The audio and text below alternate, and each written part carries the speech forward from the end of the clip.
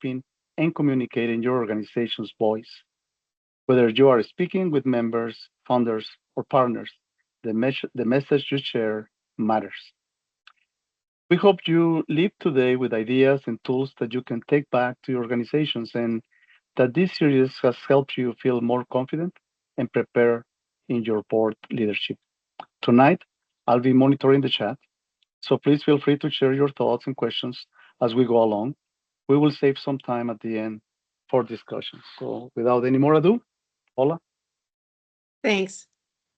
So here is our roadmap for today. As Mark said, we're going to spend some time initially talking about strategic communications, what it is, why it matters, and how it shapes your organization's communication plan and actions. We're not here to hand out one-size-fits-all answers because every one of your nonprofit organizations is different. What we are here to do is to try to share with you the right questions, the kind that help your board spark the conversations that lead to the best answers for you. From there, we'll walk through how to make the most of digital tools as part of your broader communication efforts. And don't worry, we've pulled together resources and toolkits that you can take with you, all tailored for nonprofits like yours. So we'll start with the big picture, strategic communications. This is the foundation that supports everything else we'll talk about tonight, and it begins with the board. So here are a few ways to define strategic communications. Each one gives a slightly different angle, but they all point to the same idea. This is about being intentional with how your organization communicates, making sure it reflects your mission, your values, and your goals. You'll hear a lot about that tonight. As board members, this kind of perspective should feel familiar. Strategic thinking, mission alignment, and long-term impact. That's already part of how you lead. Strategic communications is just an extension of that same mindset. So by now, this triangle should be familiar to you. Your three core fiduciary duties. Perhaps you won't be surprised to find out that they also tie directly into communications. The duty of care requires you to ensure your communications are thoughtful, cost-effective, and targeted. The duty of loyalty calls upon you to protect and enhance the public image of your organization, which is especially vital in emergency and risk management situations. And the duty of obedience demands that you make sure all public messaging is truthful, aligned with your mission, and consistent with your stated commitments and actions. For agricultural nonprofits, strategic communications is critical. It's how you highlight your mission, share your story, and build your visibility. In a crowded nonprofit landscape, clearly communicating why you exist and the value you offer helps your stakeholders understand and support your work. Effective communication also deepens engagement. Strong messaging builds trust and a sense of shared purpose. And importantly, it creates a foundation for fundraising by showing impact, building belonging, and encouraging donations and sponsorships. So let's spend a minute distinguishing between strategic communications and a communication plan. Strategic communications is the overarching approach. It aligns your messaging with your organization's core goals. It's about that intentionality, why you're communicating, who you're targeting, and what you hope to achieve over an extended period of time. A communication plan, on the other hand, is tactical.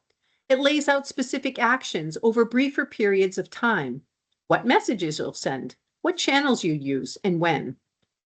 So think of strategic communications as the why behind your messaging and your communication plan as the how. You really need both, and they work best when they're connected.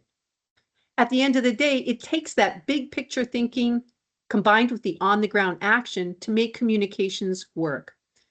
So once you've set your direction with strategy, the next step is asking some practical questions to make sure your organization is ready to follow through. That's where we're headed next. So What questions do you need to ask yourselves to help move a strategy into a real workable plan? Here are 5 questions that every board can use to get started. First one is actually, do you need a communication plan? Well, if you're unsure whether your messages are reaching the right people, or if you find yourselves reacting on the fly instead of being proactive, those might be signs it's time for a more intentional approach. Second, if you come to the conclusion that the answer to one is yes, then you need to ask if you have the backbone ready. That means being clear on your mission, vision, and goals, because everything else builds on those.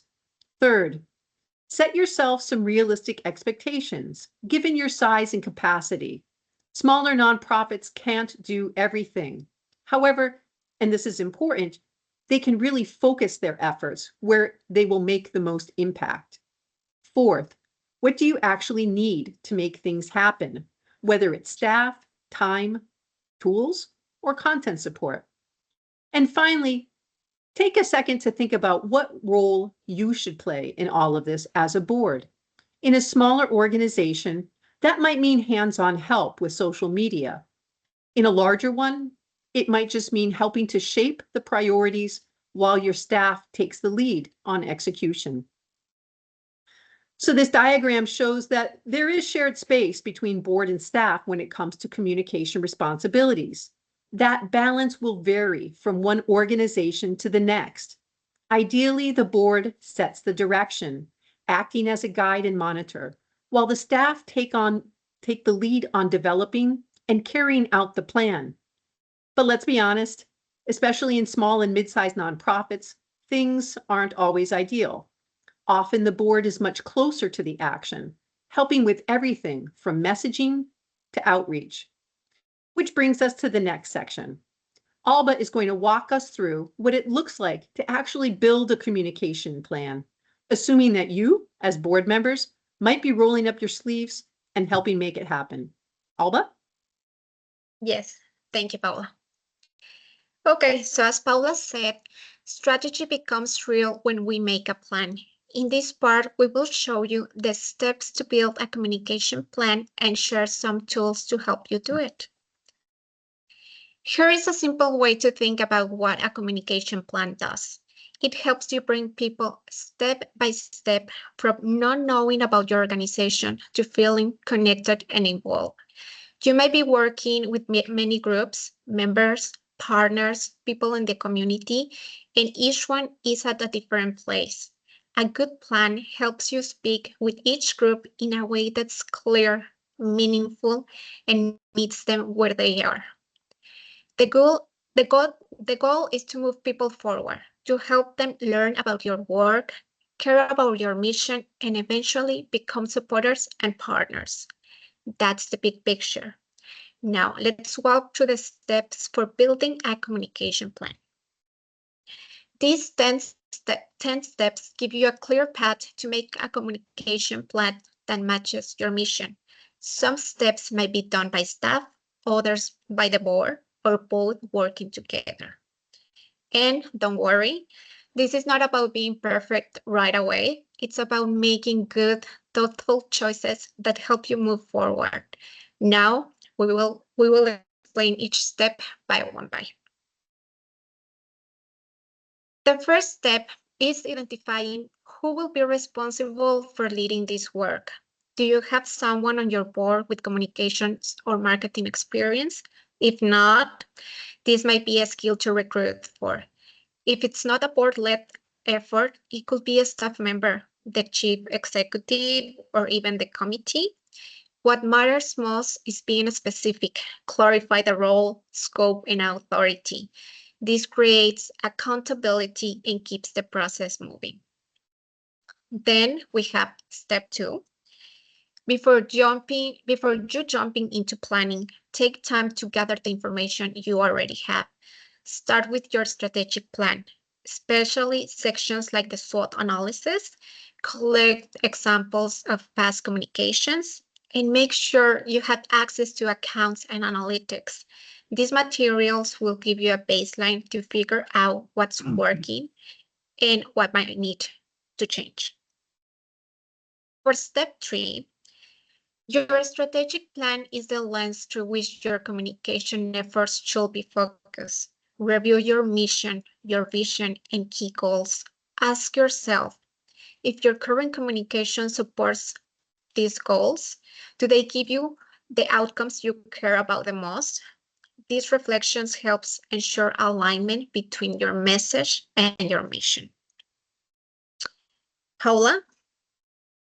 All right. So now that you have a foundation in place, it's time to start looking. And the first place you look is at where you've been. This is your chance to honestly consider your past communication efforts. Ask yourself, have our messages matched our mission? Who have we been trying to reach? Did we actually reach them? And how do we know? You'll also want to think about the time and resources you've used. Were your efforts efficient? Did they get the results you wanted? Don't skip the tough stuff. What challenges did you run into? Those lessons are important. They'll help show you what needs to be different. Once you've looked closely at what's working and what's not, the next step is to get clear about what you want to achieve going forward. That means setting communication goals. Setting communication goals focuses your energy and allows you to track progress. These goals should connect directly to your organization's mission, and they should be smart, specific enough that you can measure whether they're working. That might mean using analytics, surveys, direct feedback, even stories from the field. And remember, this is not about getting likes or clicks. Your goals should support your mission, not just look good on paper. As board members, you don't have to run the campaigns, but you do play an important role in continuing to ask those questions. What are we trying to achieve? How will we know if it's working? And what does success actually look like? Once you can articulate your goal or goals, you get to ask, who needs to take action to make that goal happen? Those people, that's your audience. So let's get clear about who you're trying to reach. And it can't be just the public. That's way too broad. Think about specific groups that matter most to your ability to realize those communication goals you have identified. Your members, donors, partners, policymakers, or maybe the people you serve directly. Each of those groups has different needs, values, interests, and ways they prefer to connect. When you can talk clearly about your audiences, you can create messages that speak directly to them. And that's what leads them to take action. Let's take a quick look at what it means to identify target audiences in a communication plan. This example comes courtesy of the HEAL Collaborative down in Beaufort County, North Carolina, which brings together the county schools, a food pantry, and a lot of other partners, all working to improve community health. They recently became an accredited food council and outlined several goals. You can see 3 of them on this slide. What's useful here is how each goal has its own set of priority audiences. For instance, the 3rd goal focuses on building a stronger network for local farmers. So naturally, the audiences tied to that goal include farmers, restaurants, schools, and importantly, the collaborative itself.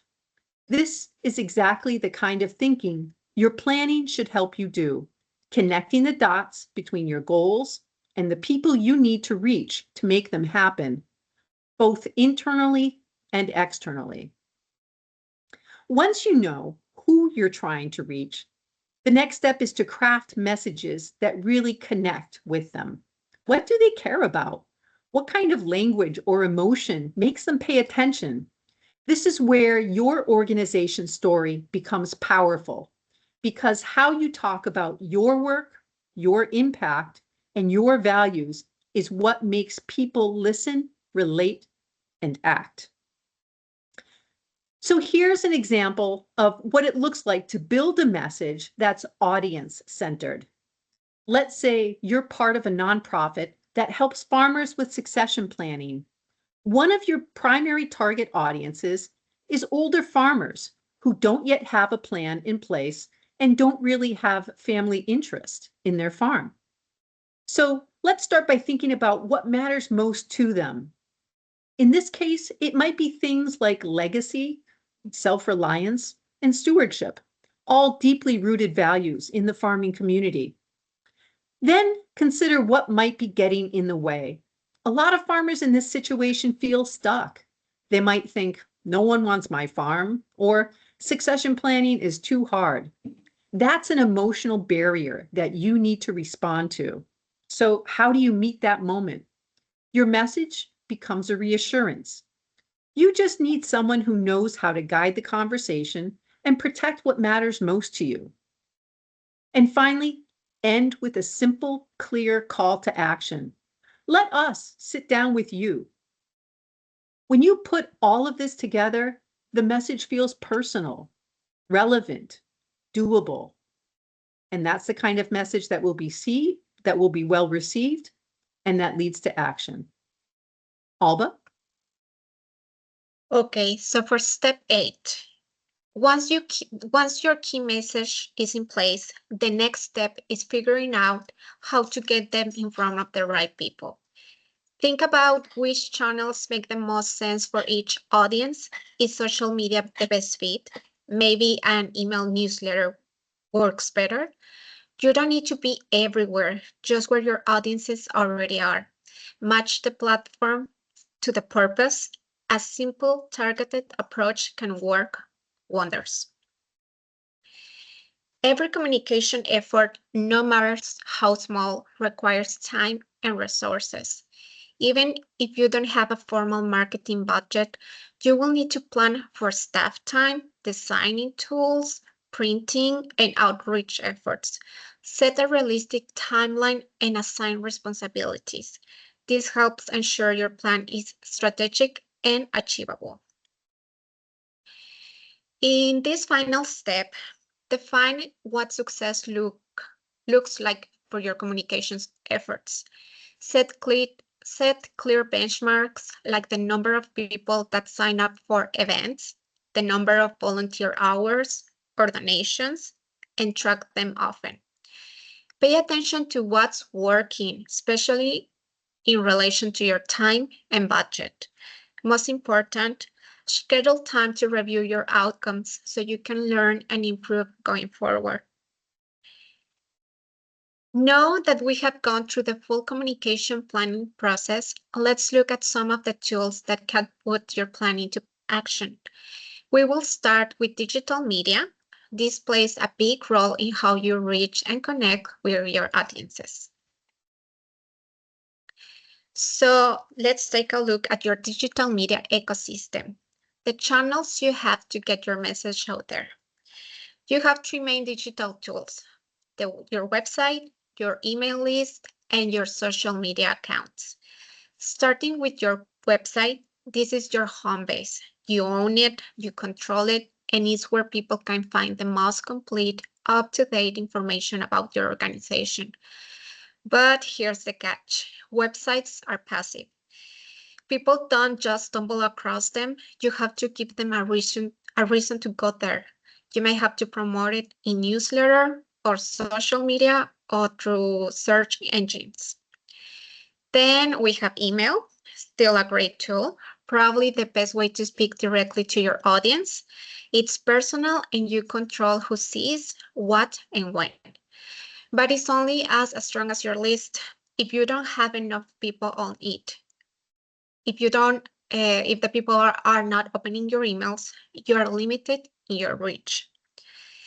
And finally, we have got social media. It's fast, it's loud, and it's where a lot of people spend time. But, and this is a big one, it's not yours. Like Facebook, Instagram, LinkedIn, they are owned by other companies. That means they decide who sees your posts and when. Their systems are always changing, so while social media can be great for visibility and engagement, it's unpredictable. Your communications can rely on any one of these. A good communication plan uses all 3, playing to each one's strengths. Now, when we talk about social media, it's really important to remember it's not one size fits all. Each platform has its own vibe, its own culture, and most importantly, its own audience. Let's see, take a look at this breakdown. According to research, Facebook is still very popular across all ages groups. If your audience includes a mix of parents, grandparents, or community members who have been engaged for a while, Facebook is probably where they are. But if you're trying to reach a younger audience, say college students, young professionals, or early career farmers, you're more likely to find them on platforms like Instagram, TikTok, or X. These channels move faster, are more visual, and tend to favor quick, informal interactions. This means that choosing where to focus your time and resources should depend a lot on who you're trying to reach, not just what's popular overall. Social media is not a simple channel, it's a landscape, and your audience might be maybe hanging out in a very specific corner of it. So, as you think about strategy, the question isn't, are we on a social media? But given our goals, are we on the right social media? Paula? Sure. Let's take a closer look at each one of these parts of your digital ecosystem, starting with your website. It should be more than just a landing page with a donate button. Donations matter. Research shows that a significant number of people, especially younger donors, say they've given to an organization because of what they saw on its website. That makes your site a powerful tool for inspiring action. To do that, your website needs substance, clear, updated content that tells your story, shows your impact, and keeps people coming back. That means it also needs management, someone to keep it current, accurate, and aligned with your mission. A stale or confusing website can hurt more than help. So think of how you can make your website an ongoing investment, not a one-time project. It can support everything else: donor engagement, event signups, partner outreach, and more. Now let's take a look at your email addresses. In the world of digital communication, your email list is gold. Why? Well, because it's one of the few channels, as Alba mentioned, that you own and control. Unlike social media, you are not stepping out into the unknown or at the mercy of an algorithm. When you send an email, it goes straight to somebody's inbox. That's a direct line. Connecting and maintaining a strong email list lets you stay connected with your supporters, share important updates, invite them to those events that you've spent so much time planning, and yes, ask for donations. It's also a great way to bring people back to your website or keep them engaged. But here's the key: you can't think of email addresses as something you grab once and forget. They need to be actively collected, updated, and used thoughtfully.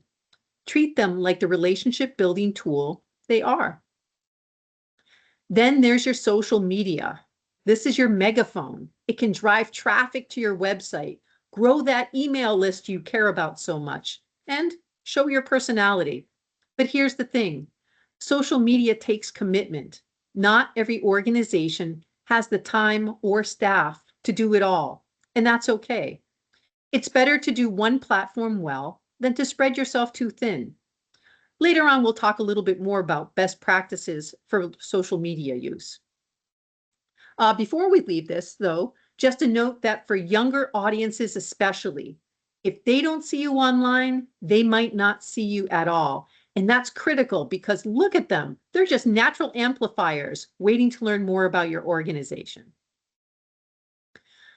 Let's dig into why social media really matters for nonprofits. First, it's about meeting people where they already are.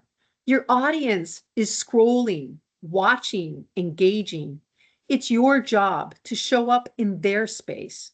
Second, social media allows for two-way engagement.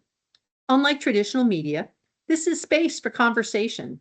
You can answer questions, get feedback, and create a real sense of community. Third, it's a powerful way to expand your reach to new donors, partners, even media contacts. And it doesn't cost you anything to be discovered by someone new. Fourth, it helps you bring your mission to life. You can show your work in action, highlight real stories, and humanize what you do. Fifth, social media is built for action. Whether it's signing a petition, registering for an event, or donating, people can take immediate steps in just a few clicks. And finally, it helps you build social proof.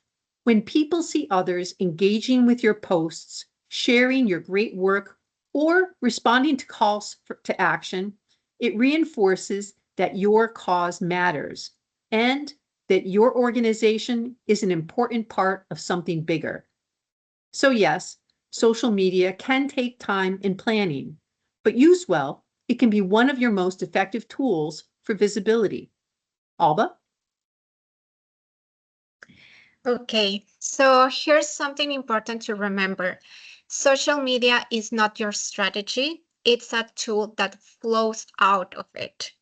Your communication strategy should come first. As we said, that's where you're defining your goals, your audiences, your key messages, and the tone or voice you want to use. Once you have got that foundation, then you figure out how social media can help support it. Think of it this way. If your goal is to raise awareness about a new initiative, social media can help amplify that message.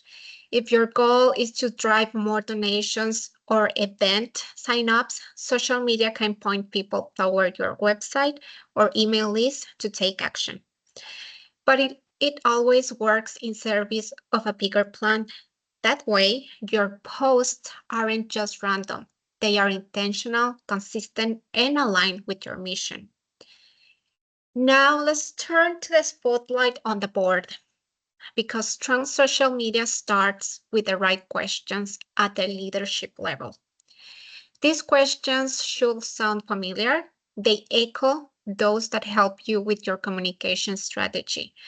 But here, we are applying them to social media because it's so easy to dive in without a clear plan. First, what role should social media play in our overall communication? Is it about visibility, engagement, fundraising? It cannot be everything at all at once. So define its purpose. Next, who are we trying to reach and how do they want to be engaged? And are we speaking to younger activists, long-time donors, policymakers, and how can we know that they are looking for? Then, how can we use social media to build real support? That might mean more donations, volunteers, event signups, or even just shaping public opinion. What does support looks like for us, and how do we make that happen? We also have to ask, what are the real costs, not just dollars, but time, staff bandwidth, and the skills we need to invest in? And finally, who else is out there? Who are we competing with for attention? And who may actually be friends or amplifiers? And how can we stand out in the middle of all that noise? These are the kind of questions that help us guide strategy to make sure that social media remains grounded in purpose. Board members make some of the best ambassadors for our organization. Why? Because you already believe in the mission, you have credibility in your networks, and when you share something, whether it's a post, a story, or an invitation, it carries weight. You are trusted voices, and that trust can go a long way in raising visibility and drawing others in. So when we talk about the power of communication, we're not just talking about staff effort or paid media. We are also talking about you, your insights, your network, and your willingness to amplify the work. Paula? Sure. Let's talk about why your voice matters so much. Research shows that when individuals share their personal stories, why they care about an organization, what they've actually seen, what your mission means to them, other people listen, especially when the message is more nuanced, as you see from this chart. Your personal testimony is the most effective means your organization has to spread the word. Next slide. Thankfully, board members don't have to be tech experts to support digital engagement.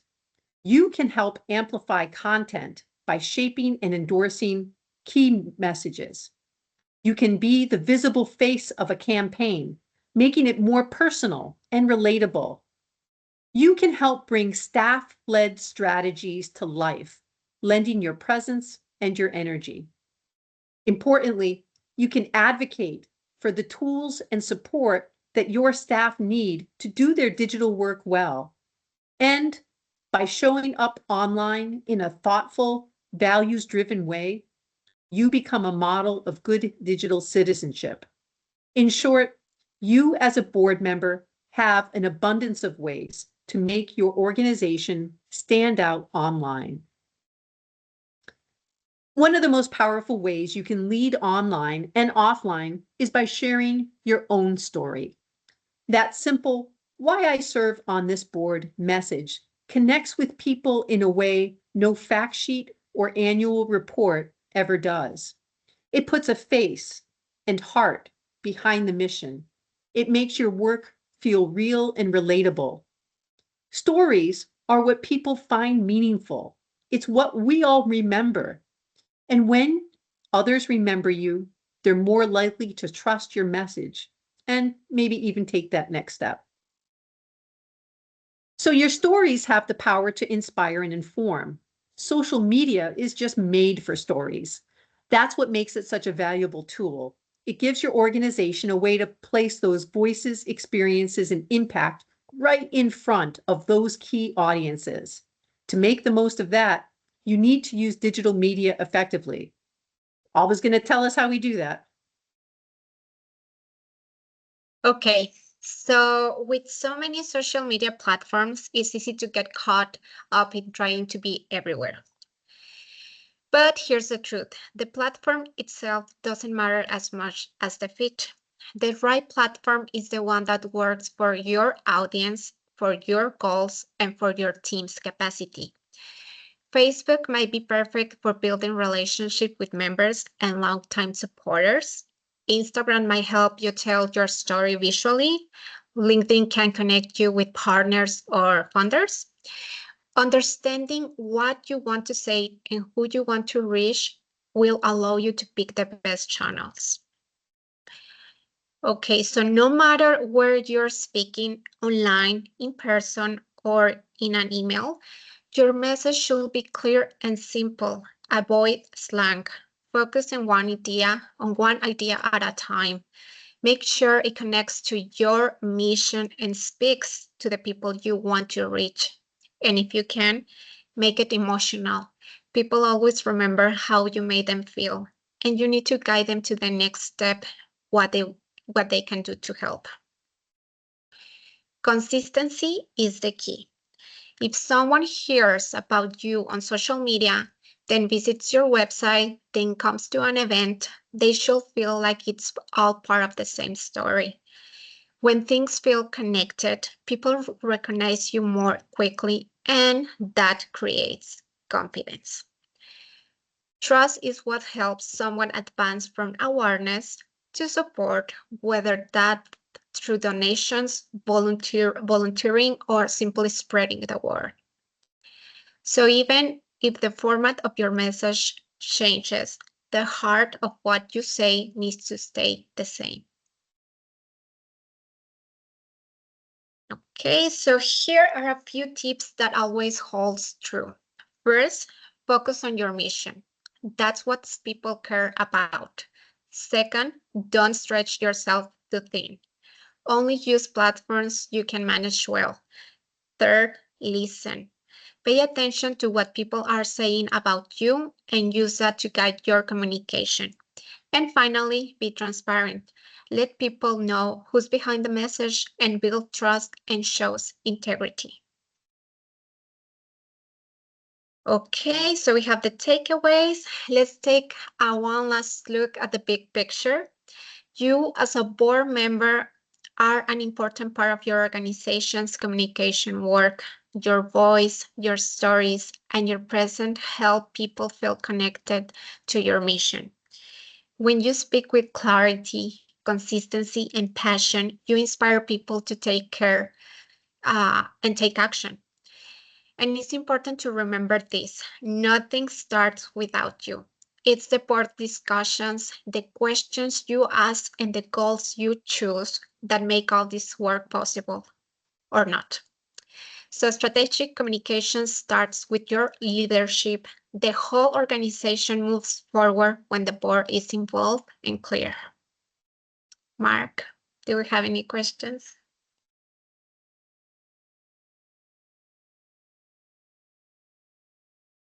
Oh, we cannot hear you. My bad. I was very excited about listening to you guys presenting. So we have covered a lot of ground, and before we wrap up, we would like to hear from the audience. We have a question, which I believe is a very good one, and this is I have found it very difficult to measure the effectiveness of communication efforts for by local agricultural groups, even after identifying target audiences. How does one really determine the impact of one strategy versus another? Social media metrics are not very good, and open rates for e-newsletters doesn't mean that reading the content will change a person's consumer behavior. Any thoughts on this? It's a very good question, as a matter of fact.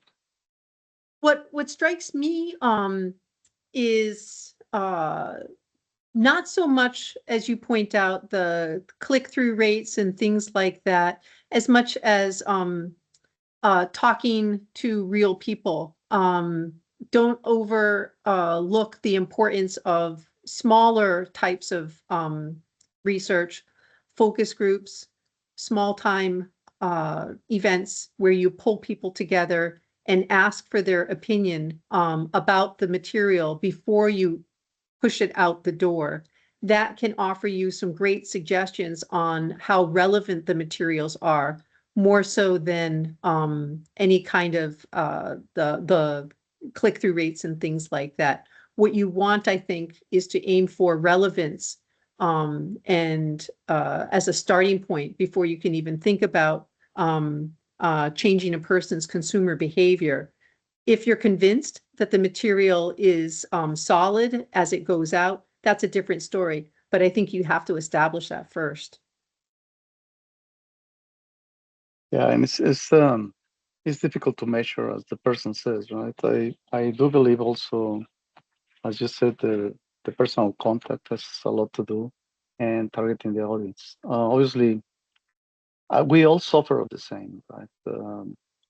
In our case, we have several metrics to measure our audience and all that, and we never know. The only one metric that we have, the good one, is that we keep getting contracts and contracts and contracts. I guess that for agricultural businesses is increasing sales.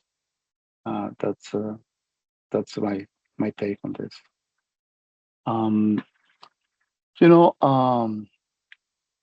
in reality, that was the only one question we have. We have some comments, um, but honestly, we don't have any more questions. So I don't know. I will wrap up. Oh, Phil, come on, go ahead.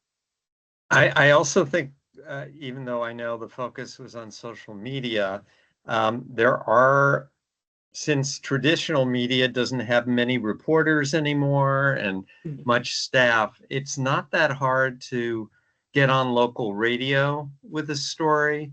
When I worked at CISA, I was on the radio every single week, bringing a farmer, and that didn't cost anything. It was something the local radio station appreciated because they didn't have to find the content. And then we always had that as a recording to use through social media. So I wouldn't forget, and maybe most places don't have local newspapers, but radio has still continued to exist, and it's worth making those connections if you have the time. It can be relatively inexpensive as well. Yeah. Something that we didn't mention, but that kind of pops up in terms of social media options is influencers. Believe it or not, some nonprofits will pay an influencer to help with that consumer behavior that you spoke about. It's expensive, but especially with the under 30 crowd, it's also thought of as really effective. Hannah has her hand raised. So Hannah, unmute yourself and speak up, please. Share your comments. Hi, sure. Yeah, thanks. I appreciate all of this. It's really directed and helpful. What I'm wondering is if you guys might be able to comment on partnerships as a form or platform of for outreach. We're in the process right now of kind of sorting through which partners we can share our events with, and how, everyone has a different way of communicating with their networks, and maybe some do a newsletter, some do social media, and we're trying to configure our internal systems. Like, we have a lot of really great things to share. Like, how do we connect with our partners so that they can share this with their audiences? And it's kind of just turning into a mess. I think there's just so many things to consider that it's getting to the point of, like, how do we pick something and go forward with it? So I'm wondering if, that might be a little bit too much detail. You don't need to comment on that exactly. I'm just wondering how you would recommend utilizing or leveraging partnerships for communications and outreach. Paula, do you want to go? Do you want me to go? Why don't you go first?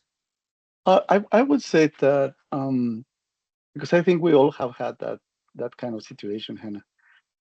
I would say that I would start with just make a good choice on what audience am I supposed to target. My media, my advertising, my communication. What kind of message am I supposed to convey, and what is the ages of this audience, right? We have had also partners, as you mentioned. We have been with partners in Europe, and it wasn't very effective. And the reality is because our promotion in Europe was almost null. So I'm making an example of something different, but it's the same for social media. To me, everything starts with targeting your audience, and if your partners are sharing the same interest and you toward the audience, and you can convey your mission through that audience, then I would say go for it, Paula. Yeah, I think you're onto something with that opportunity to look at a shared demographic that your organizations have in common, and consider it like a tiered kind of involvement where you take baby steps. Maybe at first you're just amplifying each other's work. You're liking when they post. They're forwarding the blog post to their members and say, hey, this is kind of interesting. So you start there to see what works well for you, and then you build from there, because I agree, it can be a hot mess really fast if you try to do everything at once. But by focusing on a particular audience that's of key interest to the both of you and taking those initial steps, that will help you identify where you can go from there.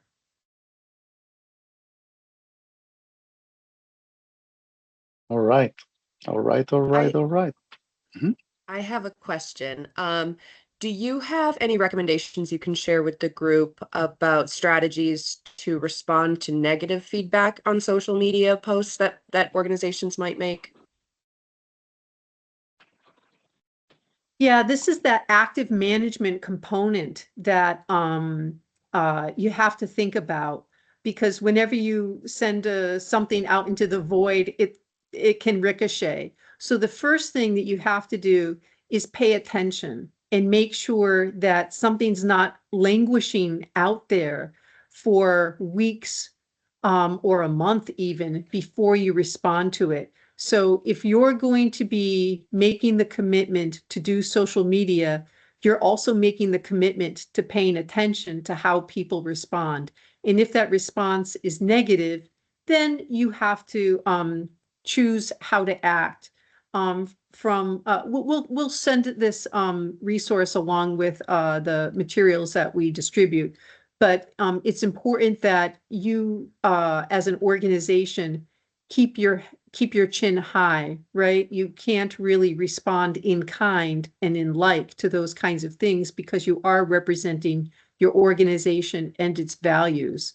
So this is an important board level discussion to have so that you understand before it happens your strategies for how you're going to react under these circumstances. This is part of the risk management. It's like a little r risk, not big R risk, but it is something that you do have to come up with and be consistent with, because a single board member or a single executive director or staff person shouldn't have to figure out on their own whether they're making a mistake in their reacting under these circumstances. And also, I just want to add, understanding that there is a reason for this negative reply, right? This negative collaboration. But if it is just insulting and with no reason, most of the social media sites, they have a way to report these kind of people, right? So it's one side what Paula was mentioning, the other side just don't allow people to mess with your site or to mess with your information in a negative manner. I think that we all, and I'm sure that the audience and everybody thinks similarly. We all accept negative feedback. Well, it helps us to grow. But when that feedback is insulting with no reason, then I think that we need to report that to whatever entity we are working with. So that is that. Thanks, Mark. Yeah. And I just had one other point that I'd like to touch on, and this is relevant. Phil and I both have dealt with this in our former lives, where there is a dichotomy, and consumers were caught between the generation that doesn't rely on technology and the generation that solely relies on technology for their communication and education. And many organizations seem to have to split the focus of their efforts in order to reach both groups. I was wondering if you had any strategies or advice for organizations to reach both groups without necessarily duplicating their efforts or having to create two different communication strategies for those two audiences. I think you will have to create a specific communication strategy for each one of them, no matter what, just because they're going to have different interests. I think you should emphasize creating content that you're not duplicating, so that whatever content you come up can be of interest, whether they're scrolling in the field or whether they're opening the local newspaper or something like that. So your emphasis should be on identifying those core topics that you know are going to be of interest to a broad cross-section of folks, and then worry about the channels, right, where you're going to actually put it. I think that's the best way for you to conserve your time. It's good advice. Also, again, targeting your audience, right? I think that it depends. You want to use Facebook or X or TikTok. But here's the thing. The thing is that I also need to come back to Phil's recommendation, right? I think my mom and my dad will be very happy to listen some messages on the radio. It's just depending on the audience that you want to target, right? That's the most important matter. Okay, Thank you. so yeah, So it looks like we are coming to the end of this series of presentations. So thank you again for joining us today. We hope the session gave you some useful tools and ideas to take back to your organization. And before you go, we wanted to let you know that we will email a short survey to all participants. Please take a moment to share your thoughts. It is important and it helps us keep improving. Thank you again. Thank you very much. Thank you very much, Mackenzie. Borderland Thank you. Partners. You Yeah, guys have been thank you. wonderful. Thank you, guys. Thank you so Bye-bye. much. Good night. Have a good night. Thank you very much.